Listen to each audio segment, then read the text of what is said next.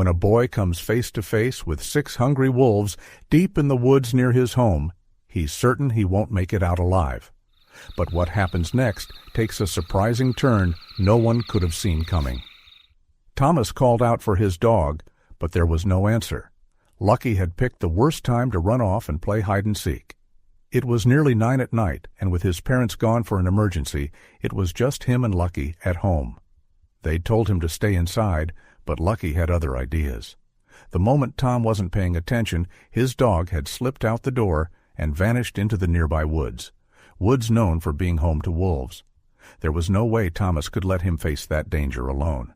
So, flashlight in hand, he went after him. He called Lucky's name again, but the silence made his chest tighten. Then, off to his left, he finally heard barking, loud, frantic. Lucky was in trouble. Tom ran toward the sound, weaving between trees, until he burst into a small clearing. There, backed up against a tree, was Lucky. He was barking at something in the dark, his eyes wide, shifting nervously. Tom had no idea what was going on, but rushed to his dog, gently grabbing his snout and pulling him close. "What is it?" he whispered. Lucky whimpered and tucked his face into Tom's shoulder. Tom was about to say something else when a low growl rumbled through the trees. Then another. His stomach dropped. His flashlight barely lit up the woods, but it was enough to catch the glint of yellow eyes watching them. Wolves. And not just one. 6 of them. They stepped out from the shadows, surrounding them. It was clear from the way they licked their chops, Lucky wasn't the only one they were eyeing. With his whole body trembling, Tom stood up and gently pushed Lucky behind him. His hands shook as he dropped the flashlight and grabbed a nearby branch, holding it out like a sword. He waved it, trying to look bigger, trying to scare them. But it didn't work. The wolves just kept closing in, snarling and drooling, their eyes locked on the 2 of them. Sweat trickled down Tom's forehead. He kept swinging the stick until one of the wolves lunged and caught it in its teeth. It tugged hard, and the stick flew from Tom's hands, landing far out of reach. He froze. His chest tightened. His legs felt weak. Tears spilled from his eyes as the fear became too much to hold in. Then something changed. One of the wolves, huge with a thicker coat than the rest, suddenly stopped growling. It didn't move in, just stared at Tom. That got his attention. He sniffled and stared back, confused by the change in its behavior. It was the biggest one of the pack, likely their leader, but it looked almost calm. Then Tom saw something else. The light from the fallen flashlight was just enough to reveal the wolf's fur pattern. Gray coat, yes, but with a familiar patch of white and black along its front legs and paws. His breath caught, his heart pounded. He knew that fur. He knew those paws. He'd never forget them. "Jack?" Tom whispered, staring at the wolf as memories rushed over him like a wave. Tom's family hadn't always lived near the woods. His parents were born and raised in the city, but after they got married, they wanted something quieter. So they packed up and moved to the countryside. A few months later, Tom's mom found out she was pregnant. He was born during a stormy night, with rain pouring down and thunder rattling the windows. A kind midwife braved the weather and the distance to help deliver him right there in their remote little house. It was a tough birth, but by morning, Tom's first cries echoed through the house. Growing up in the wild like that, Tom quickly grew attached to nature. He loved the trees, the streams, the smell of fresh air, and he explored every inch of the woods nearby. Much to his mother's frustration, he'd often come home muddy from head to toe, grinning like he'd just discovered a treasure. She scolded him every time, but it didn't stop him. His dad didn't mind as long as he stayed out of the forest once the sun went down. When Tom was just 4, something strange happened. He was walking down one of his usual paths, one he knew like the back of his hand, when he spotted something small ahead of him. He stopped, squinted, trying to make it out. It looked like a tiny animal, lying still. He walked up slowly and noticed its sides moving up and down. It was breathing, but barely. To little Tom, it looked like a puppy.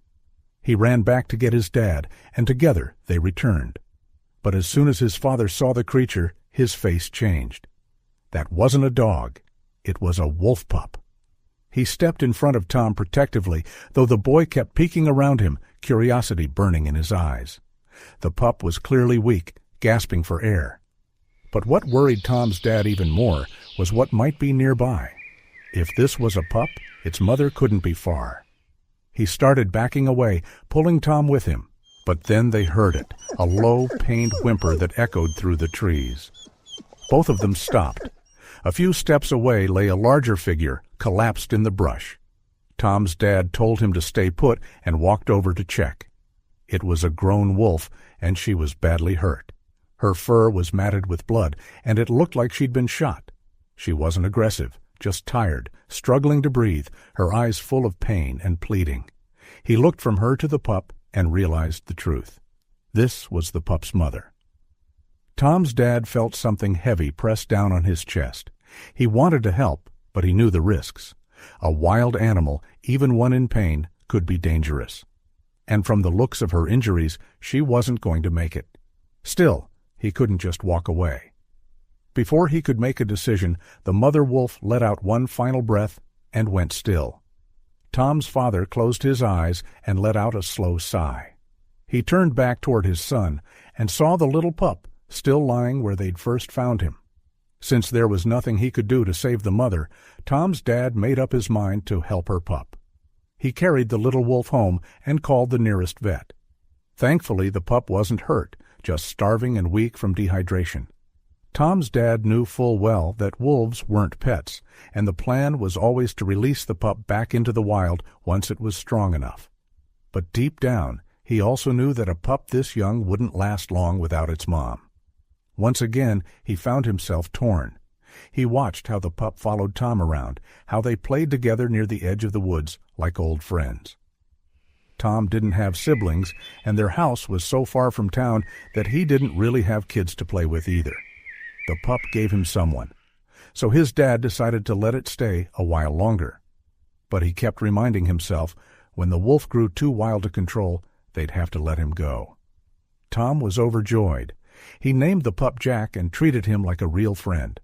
Jack had a special coat that made him easy to spot, gray fur with black and white patterns across his front paws.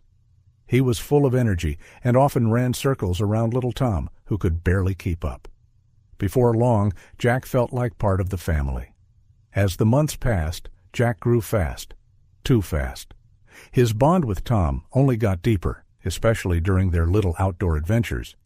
But no matter how much they loved him, it was clear Jack wasn't a typical pet.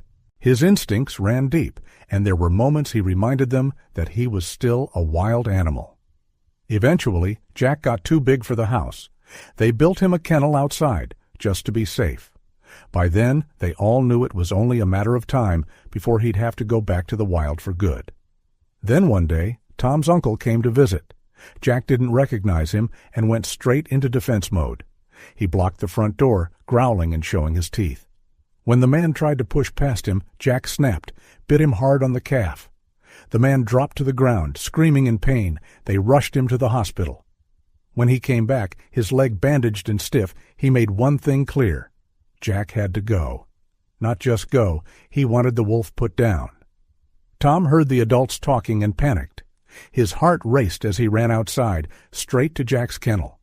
Without saying a word, he opened the gate. Jack padded out slowly, ears low, sensing something was wrong. Tom led him toward the woods. When they got to the edge of the trees, Tom stopped and motioned for Jack to go. But Jack didn't move. He let out a soft whimper and nuzzled Tom's hand. Tom could hear voices behind him. They were coming. Jack just wanted to be close to him, and that made it even harder. Tears welled up in Tom's eyes.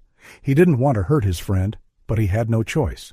So he picked up some small rocks and threw them, not to injure him, just to scare him off. Jack looked back at him one last time. Then, finally, he turned and ran into the forest. By the time the adults caught up, Jack was already gone. Thomas felt crushed when Jack disappeared into the trees. It was like his heart didn't fit in his chest anymore, and for weeks he cried himself to sleep. His parents, desperate to lift his spirits, surprised him with a puppy. They hoped it would help ease the pain of losing Jack. That's how Lucky came into his life.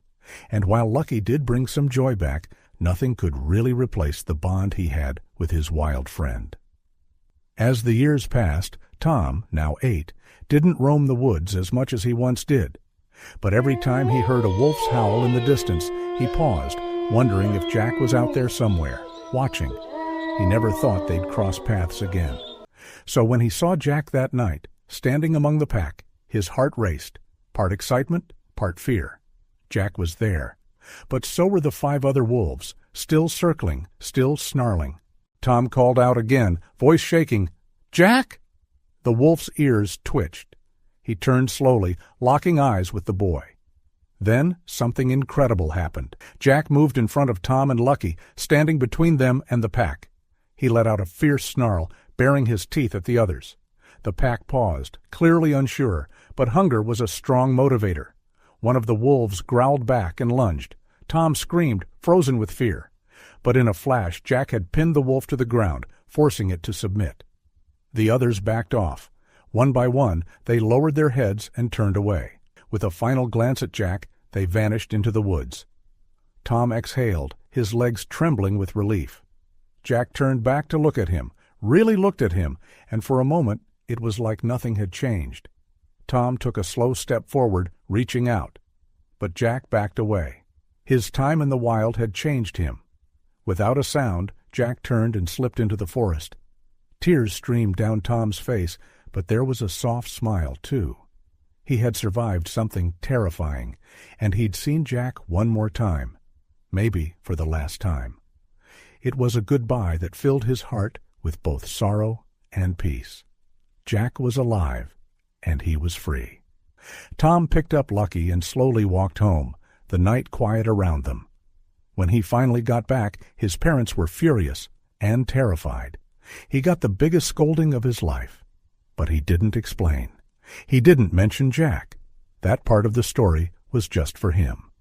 Later, as he curled up in bed with Lucky, Tom smiled to himself. His heart still ached, but he knew how lucky he was to have shared a bond like that, even if only for a while. What an amazing story. Would you be brave enough to head into the woods at night for your dog?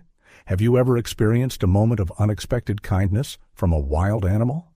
Let us know in the comments, and don't forget to like, share, and subscribe for more heartwarming stories.